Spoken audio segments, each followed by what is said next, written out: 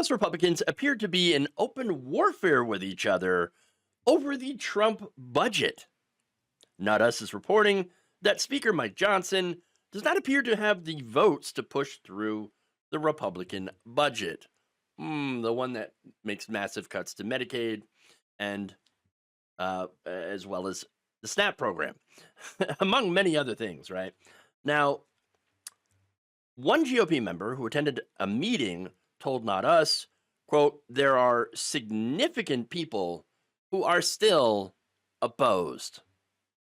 The member granted anonymity to discuss details from the meeting, said Trump and his aides guaranteed lawmakers that they would push the Senate to adhere to deeper cuts than the $4 billion floor proposed and the upper chamber's budget.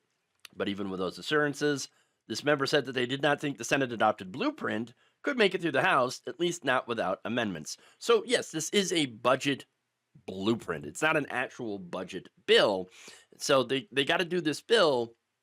They got to pass it through reconciliation and then fill in the gaps, the details later. It's insane how this works. But that's budget reconciliation for you.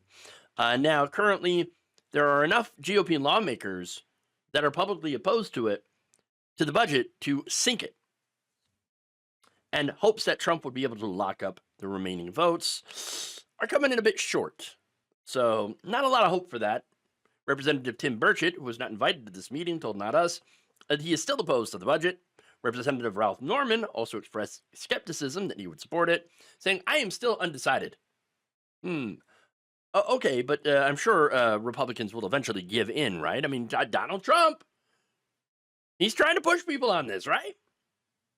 Well, according to one GOP lawmaker, it doesn't appear likely that Trump could ever win over the holdouts. That member said, quote, this one feels different. Wow. House Freedom Caucus Chair Andy Harris is one of those that appears to be unmoved. Harris told reporters he was invited to the White House meeting but declined, saying that there was nothing that Trump could say that would change his mind about the budget. Representative Eric Burleson, another Freedom Caucus member, told reporters that while Trump could get people to support the House's budget, his energy would be wasted on this one. I love the president, but this is not what he's asking for. What the Senate sent over is so financially immoral, that it doesn't matter how much pressure. There's many of us that can't swallow it. So you might think, yes, immoral, because it cuts $880 billion from Medicaid. But that is not their problem with it. Their problem with it is that it doesn't cut enough. Remember, we're talking about the House Freedom Caucus, okay? These are the people that are like, we must have drastic cuts to the government. We must completely cut the government. Cut so much, cut everything. Oh, except for the military, apparently. Oh, there's that. Now, Representative Rich McCormick, who was also not invited to the meeting, is undecided, told reporters the budget doesn't have the votes to be adopted, and it likely won't get there. Quote, we don't have the votes for it, so why would I be a yes for something that's not going to pass? Okay.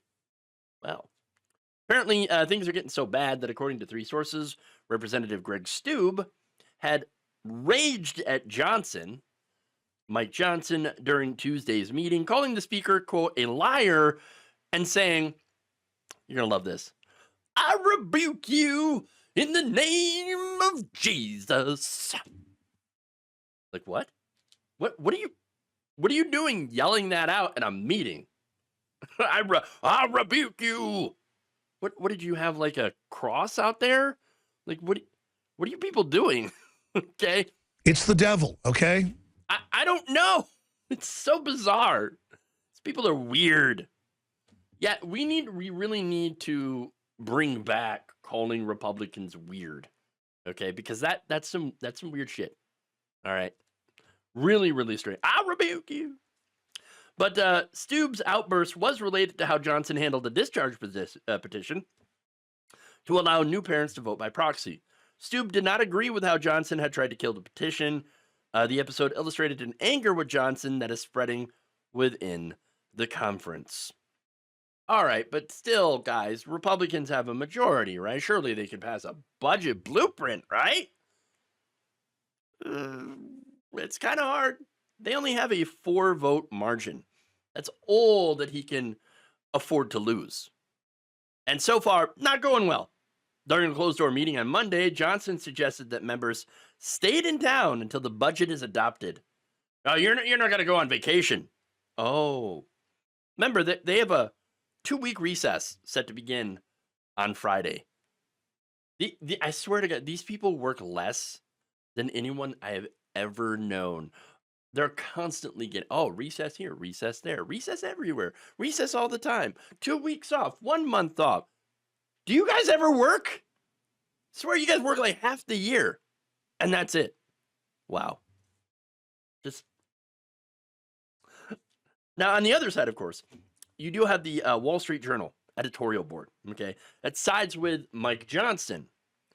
They wrote in an op-ed saying passing a budget outline is crucial to unlocking the Senate's reconciliation process, which would allow a tax bill to pass the upper chamber with only 51 votes and thus escape a Chuck Schumer veto.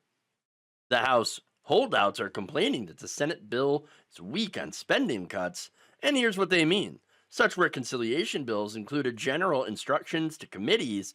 The House, for example, directed Energy and Commerce to come up with $880 billion in savings, read cuts, ostensibly to include Medicaid, but without policy details. Because the details, if they came out, would be disastrous. People would be massively against it. Senate Republicans, though, they say, they've merely set a floor on cuts, not a ceiling. The reason to write the bill that way is to comply with the Senate's arcane budget rules and to be sure that the final legislation can clear the upper chamber without needing 60 votes. In other words, nothing about passing the Senate budget outline amounts to caving on spending discipline. By the way, Senate Republicans even narrowly defeated an amendment to strip the House's $880 billion in Medicaid target. No thanks to big government Senate troubadour Josh Hawley, who voted for it. House Republicans have 2 choices this week. They can pass the budget outline and start the writing of the details of their spending cuts in the larger bill, or they can blow up the budget and spend more weeks engaging in political self-harm to the elation of Democrats. The latter is a path to zero spending restraint and a $4.5 trillion tax increase. Pity Speaker Johnson for having to explain this basic reality so many times this week. So, look, it's pretty obvious that the Wall Street Journal really just wants Congress to hurry up and pass tax cuts. Make no mistake, they all want the tax cuts, okay? But what these Republicans in the House are doing is pushing for even more draconian spending cuts, which the rest of the House is not willing to do. Why is that? Is it because they care about their constituents? Oh, no. They know that those cuts will make them extremely unpopular with the base.